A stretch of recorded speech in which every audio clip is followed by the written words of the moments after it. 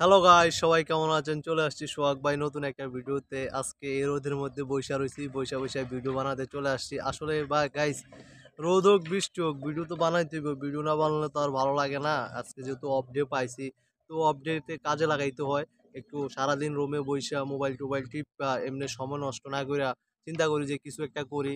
কিছু একটা করার মাধ্যমে দেখা যাক কিছু হয় কিনা। তাই ওই চিন্তা থেকে চলে আসি। রোদ হোক বৃষ্টি হোক ভিডিও আমাকে বানিয়ে যাইতে হইব। এজন্য চলে আইছি ভিডিও বানাইতে। তো সকালে ঘুম থেকে উইঠা ভাবতেছি একটু কাজ-টাজ করি। কাজ-টাজ ধরেন এই বিছানার চাদর বা যে কাঁথা যেগুলা আছে ওগুলা একদম সুন্দর মতো হুইল পাউডার, সার্ফ এক্সেল দিয়ে ভালোভাবে ভিজায়ে ধুয়ে-টুয়ে একদম ছাদের উপর রোদ দিয়ে আসছি। এখন গিয়ে আবার ওগুলা ছাদ থেকে নামাবো। নামিয়ে তারপর যদি শুকায় রুমে নেবো। চিন্তা করছি যে অনেকদিন ধরে এগুলো পরিষ্কার করা হয় না। তো আজকে সকালে তো আমি যাবো না, যাবো দুপুরের পরে বা বিকালের ওইদিকে। তাই ভাবছি যে সকালের টাইমটা ওই কাজগুলা কইরা গুছাইয়া রাখি। দুপুরের দিকে বা দুপুরের পরে ভিডিও বানাতে এখানে আসছি আরকি বা চলে আসছি এই আরকি।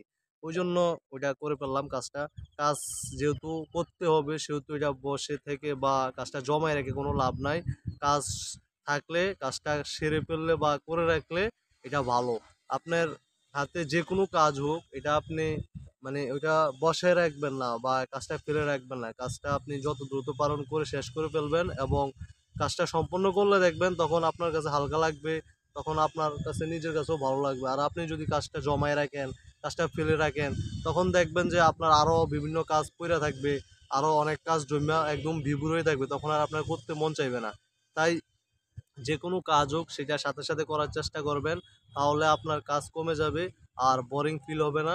আর কাজ যদি ফালায় রাখেন বা আগামী দিনের জন্য জমা করে রাখেন বা ফেলে রাখেন, ভাবছেন যে আগামীকাল করব, পরশু করব, মানে এমনি ঘুরাইতে থাকেন, তখন দেখবেন কাজ জমতে এতগুলা কাজ হইছে, তখন আপনার কোনো একটা ইম্পোর্টেন্ট সময় ধরেন চলে আসছে বা কোনো একটা অনুষ্ঠান বা প্রোগ্রাম চলে আসছে, তখন দেখবেন ওই কাজগুলা করার প্রয়োজন হইতেছে কিন্তু আপনি সময় মেকআপ করতে পারতেছেন না। এই জিনিসটা আমার সাথে হইছে বা আমি এটার একটা ছোট্ট একটা প্রমাণ পাইছি যার কারণে আমার ওই অভিজ্ঞতাটা আপনাদের সাথে শেয়ার করতেছি।